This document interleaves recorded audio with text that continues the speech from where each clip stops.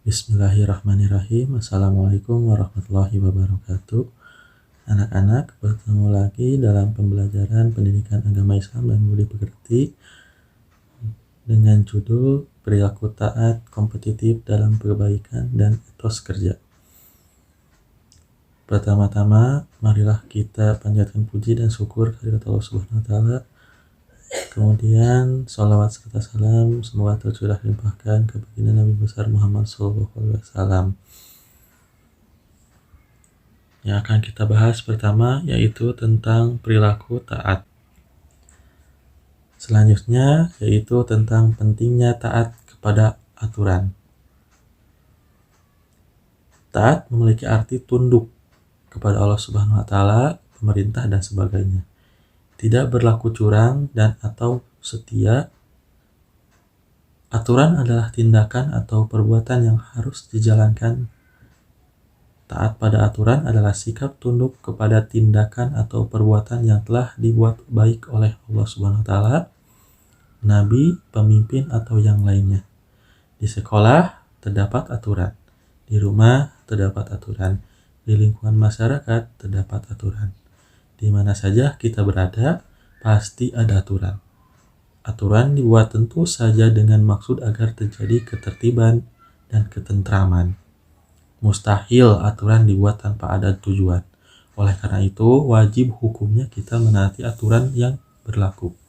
Aturan yang paling tinggi adalah aturan yang dibuat oleh Allah Subhanahu wa Ta'ala, yaitu terdapat pada Al-Quran.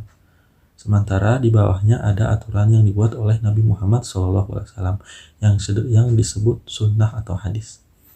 Di bawahnya lagi ada aturan yang dibuat oleh pemimpin, baik pemimpin pemerintah, negara, daerah, maupun pemimpin yang lainnya, termasuk pemimpin keluarga.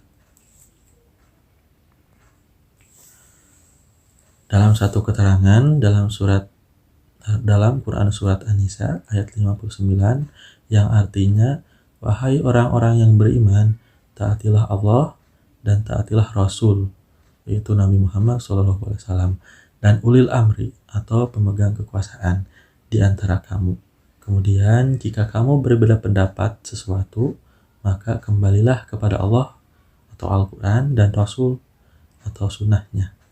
Jika kamu beriman kepada Allah dan hari kemudian, yang demikian itu lebih utama bagimu dan lebih baik akibatnya.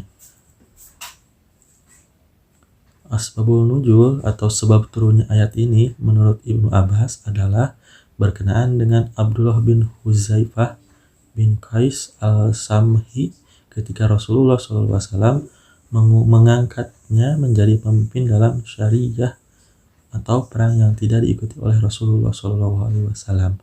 As-Sadi berpendapat bahwa ayat ini turun berkenaan dengan Amr bin Yasir dan Khalid bin Walid ketika keduanya diangkat oleh Rasulullah SAW sebagai pemimpin dalam syariah.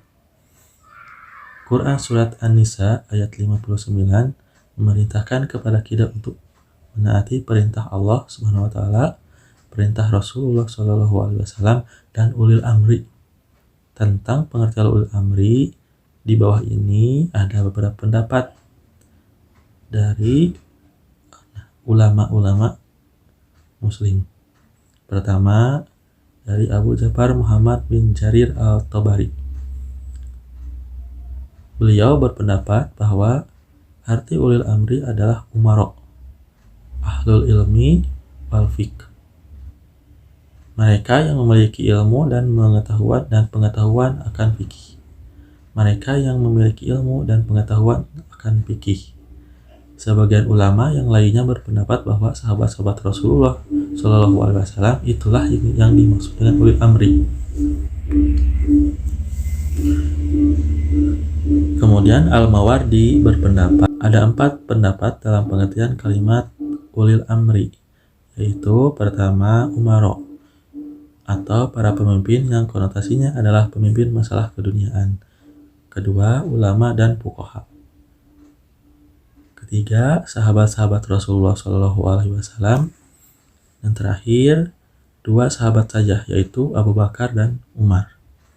Kemudian pendapat dari Ahmad Mustafa Al-Maragi, Beliau berpendapat bahwa ulil amri itu adalah umaro, ahli hikmah, ulama, pemimpin pasukan, dan seluruh pemimpin lainnya.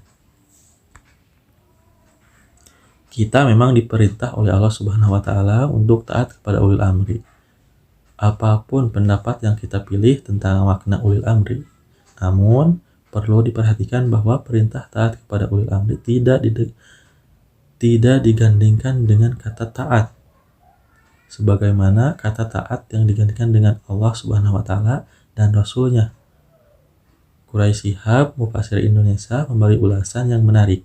Tidak disebutkannya kata taat pada ulil amri untuk memberi isyarat bahwa ketaatan kepada mereka tidak berdiri sendiri, tetapi berkaitan atau bersyarat dengan ketaatan kepada Allah Subhanahu wa taala dan Rasul-Nya. Artinya, apabila perintah itu bertentangan dengan nilai-nilai ajaran Allah dan Rasul-Nya, tidak dibenarkan untuk taat kepada mereka. Lebih lanjut, Rasulullah SAW menegaskan dalam hadis berikut, yang artinya dari Abi Abdurrahman dari Ali, sesungguhnya Rasulullah SAW bersabda, tidak boleh taat terhadap perintah bermaksiat kepada Allah. Sesungguhnya ketaatan itu hanya dalam hal yang ma'ruf. Hadis riwayat Muslim. Umat Islam wajib menaati perintah Allah Subhanahu wa taala dan Rasul-Nya, dan diperintahkan pula untuk mengikuti atau menaati pemimpinnya. Tentu saja apabila pemimpinnya memerintahkan kepada hal-hal yang baik. Apabila pemimpin tersebut mengajak kepada kemungkaran, wajib hukumnya untuk menolaknya. Nah, sesudah materi yang sudah disampaikan, coba kalian tuliskan 4 pertanyaan berikut berhubungan dengan gambar yang ada di layar kalian. Pertama, apa yang kamu simpulkan dari gambar di samping? Kedua, apa hubungannya antara imam dan makmum? Ketiga, apa akibatnya kalau makmum tidak mengikuti imam? Terakhir, apa akibatnya kalau imam melakukan kesalahan? Sekian materi untuk hari ini. Semoga kita bisa mengambil manfaat dari pembahasan ini dan melaksanakannya dalam kegiatan sehari-hari. Assalamualaikum warahmatullahi wabarakatuh.